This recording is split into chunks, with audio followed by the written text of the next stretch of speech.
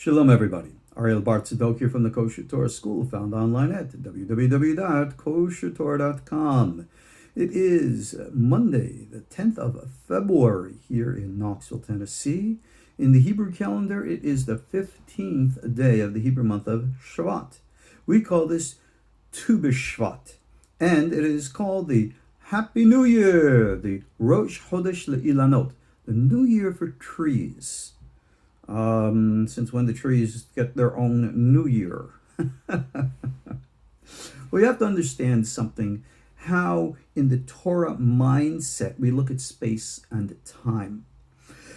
Most people, of course, they come to Judaism today as a religion, and they see it as a bunch of archaic, out-of-date, rigid rituals which people just want to, do away with because it's old-fashioned and blah, blah, blah.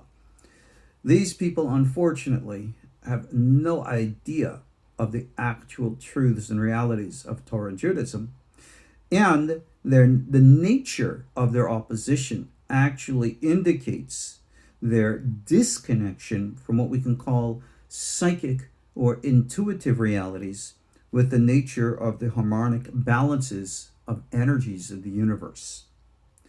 Understand something. A point that was made throughout all the centuries.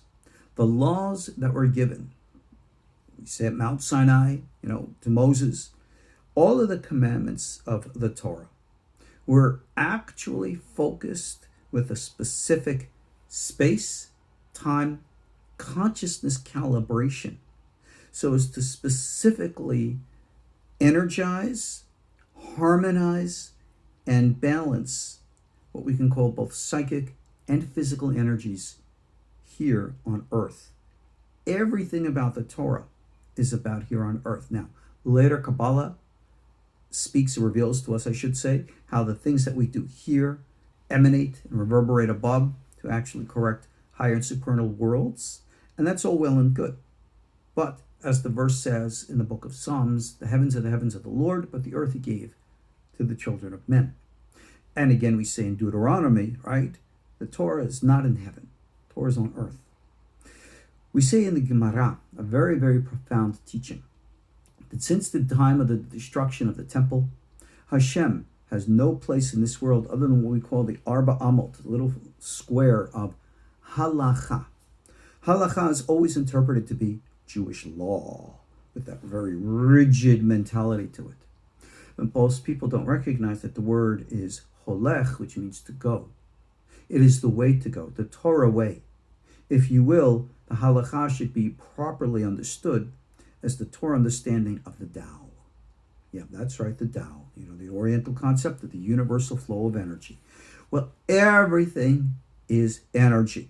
If you want a good metaphor, think of the movie The Matrix. Good old Neo at the end. Remember, he got shot by Agent Smith and he's dead. He says, I'm not dead. He wakes up, and instead of seeing the facade of the Matrix, all he sees is the computer, codes. Well, we're not really in a computer. There's no codes as such. But we are living in a world which is a facade for a much deeper energetic reality. And we exist within these energetic realities, and they influence us and the world around us at all times.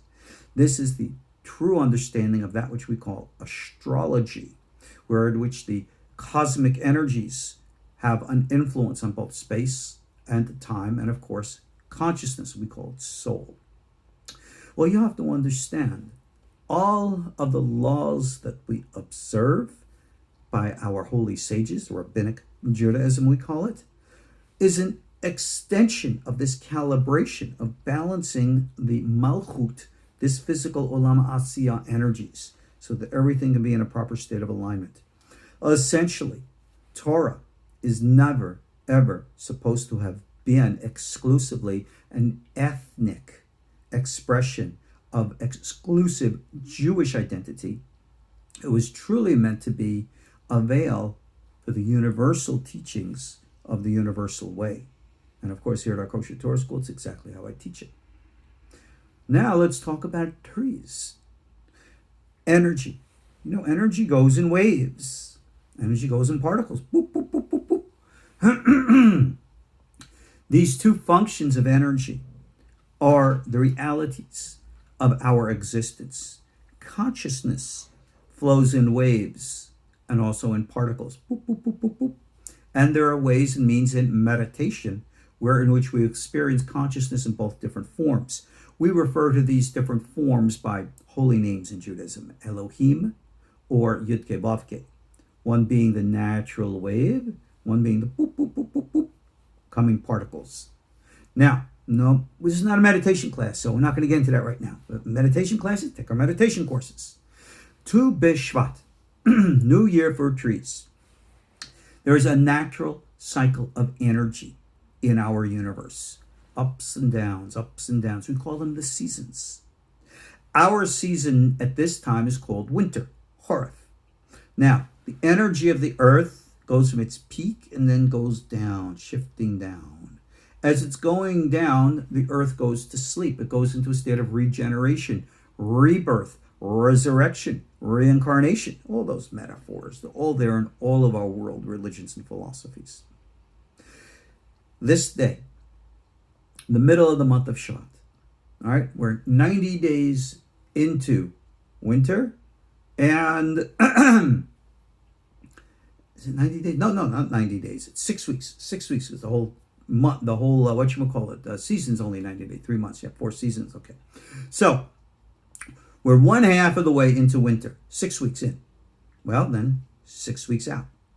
So on this day, we're at the bottom of the cycle.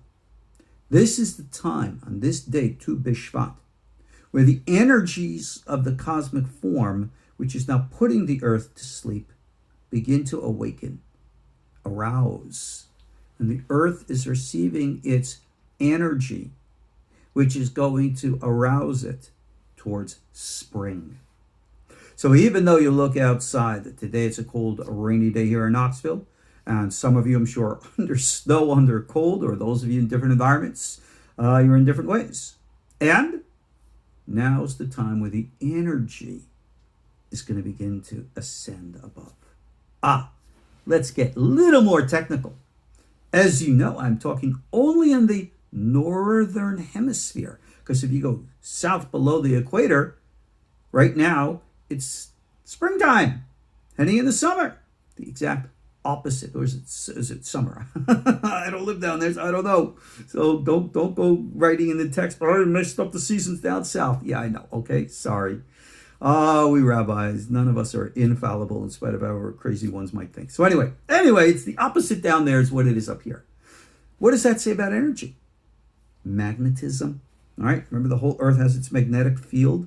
You have the north and you have the south, the negative, the positive. Obviously, it's going to be the opposite. It's the validation of the flow of energy. If it was the same in the north and the south, then you might say, well, it's really only symbolic and metaphorical. But the fact that it is equal and opposite, corresponding to the, the magnetic field of the earth, only verifies and helps you understand the reality of this. So today, Tu B'Shvat, New Year's of trees, the revitalization of the energy, only in the Northern Hemisphere. Now you can say, how come the rabbis didn't speak about what happens in Australia and South Africa? In all due respect, in the days when the Talmud was written, where these teachings were revealed, there were no rabbis in Australia or South Africa, and therefore they did not address the realities in those terminologies. But of course they knew the realities thereof. Our Gemara always knew that the earth was round, sorry flat earthers, and that the earth went around the sun. But we don't get into those details right now. See, our sages hinted to all of these things in the secrets of Halakha.